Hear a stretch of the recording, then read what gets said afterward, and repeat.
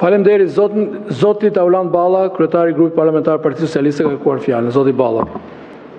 Zoti kryetari i Kuvendit, në seancën plenare të datës 24/9/2025 ka marrë fjalën ku bazuar në proces verbal kujtoj që kam kërkuar respektimin e nenit 44.2 të rregullores dhe citoj nga fjala ime.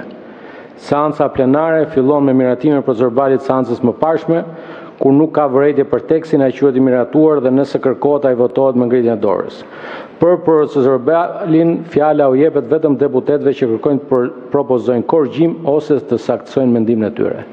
Kemi mbi 20 minuta që dëgjojmë këtu diskutantë që nuk kanë thënë asnjë fjalë për fjalimin e tyre historik të para disa ditëve dhe ju lutem zoti kryetar, për herë të parë pas kaq shumë viteve po ndodh një precedent që nuk ka ndodhur asnjëherë, nuk ka pasur diskutime të kësaj natyre në këtë pikë të rendit ditës.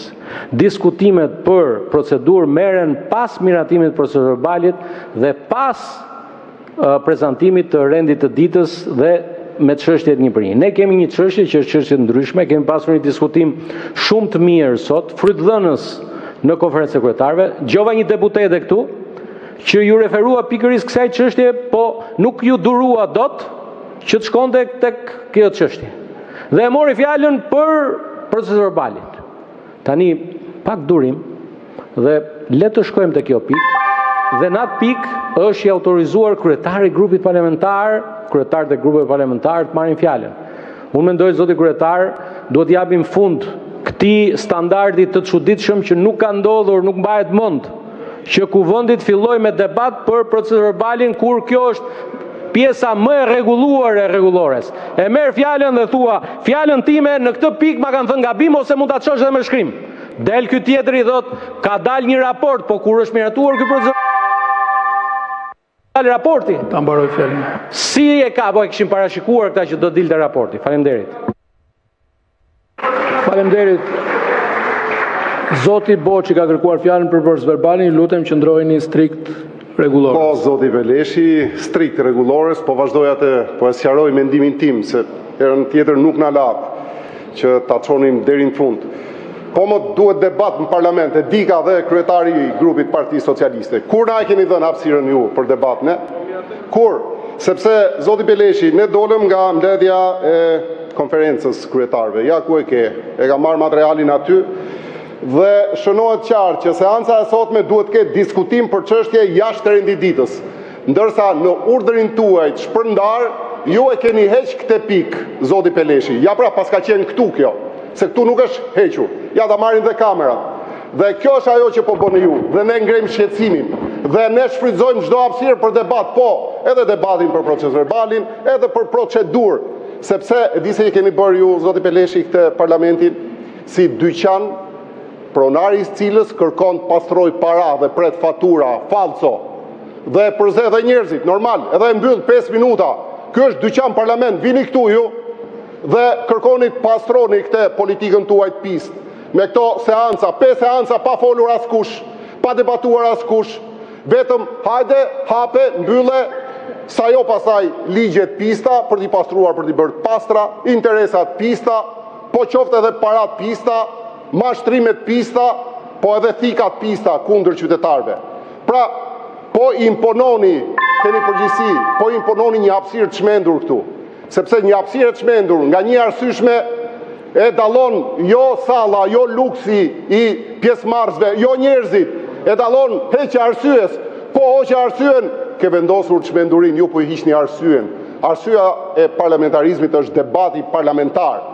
Dhe tani na vini gjoja me shpalla mas murit, po diskutojmë ne në minutazh, 2 minuta, 3 minuta dhe alarm i madh. Ktheni debatin parlamentar. Faleminderit. Ka deputetë që kërkojnë fjalën për verbalin? Zonja Çapja. Faleminderit, të nderuar kryetari i Kuvendit. Kërkova fjalën pikërisht për atë që parashtroi dhe kolegu Ndoj.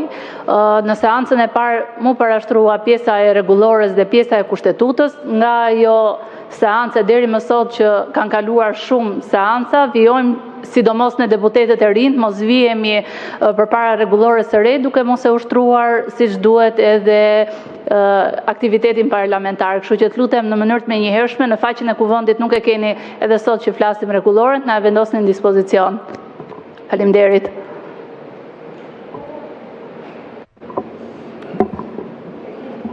Zoti Noka.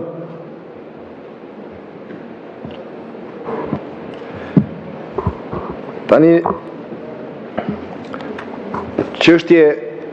çështjen e funksionimit të parlamentit mos e trajtoni si një çështje ping-pongu.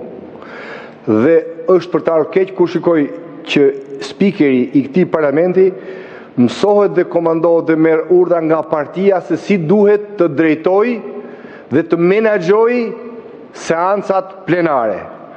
Këtu zotëri ka një kushtetut, ka dhe një rregullore se si duhet të funksionojë ky parlament. Po, është e vërtet që është mbledhur konferenca e kryetarëve.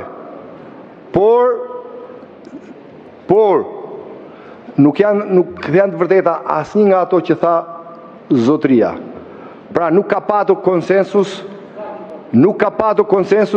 për asnjë pikë.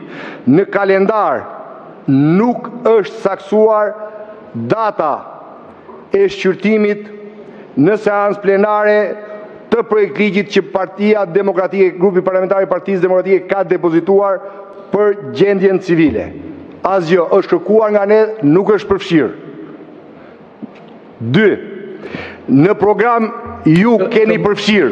Zoti Noka, të lutem të mbarojmë me procedurali. Në program të lutem ke një zakon shumë të keq. Nuk je sufler që ti ndërhysh çdo deputeti. Nuk je sufler që ti ndërhysh çdo deputeti. E ke marrë zakon sa herë flas, mos më ndërhy derisa të mbaroj. Kur u të mbaroj, ju jepni opinionin tuaj si ta keni ju. Kur jeni jashtë rregullores edhe jashtë objektit për cilin keni kërkuar fjalën, asnjëherë tjetër. Një minutë për kolegun e PS-s, do ta shtysh edhe për ne të PD-s. Tani, ke futur 17 projekt ligje që ke depozituar sot. Nuk po flisni për procedurën zotit Noka, më lër të mbaroj pikën dhe pastaj. Nuk është në përputhje me rregulloren. Këto janë për kalendarin dhe programin. Zotëri, nuk jemi te ajo. Ky është parlament. Ju po e trajtoni si një stall të Partisë Socialiste, jo si parlament. Dhe për këtë arsye ne jemi këtu për të qëndruar dhe për t'ju bërë me dije, sepse nuk do ta lejojmë. Por nuk ndodh në asnjë vend botës. Një muaj parlament. Shqiptar populli nuk di çfarë programi ka, çfarë do bëni ju, çfarë do ju ofroni ju.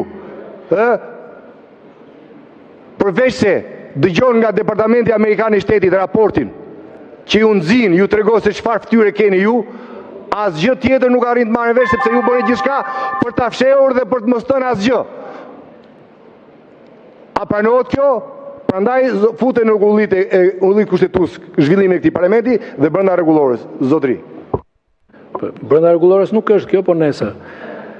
Fjalën ka kërkuar zonja Zegjine Çaushi.